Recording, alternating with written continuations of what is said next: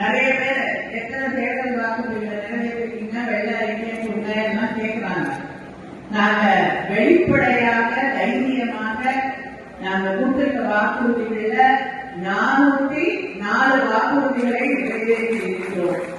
மீதி இருக்கக்கூடிய 101 என்ன அப்படின்னு கேட்டீங்கன்னா உங்களுக்கு தெரியும்.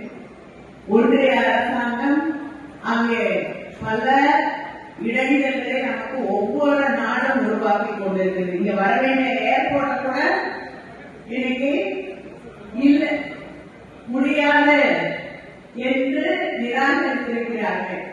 இங்க இருக்கக்கூடிய நம்முடைய தம்பி டி.ஆர்.பி. ராஜா அவர்கள் நிச்சயமாக உறுதியாக வந்துவிடும் என்கிறார். அது எதை நிறுத்தினாலும் அது செய்து காட்டுவதுதான் திராவிட மாடல் ஆட்சி.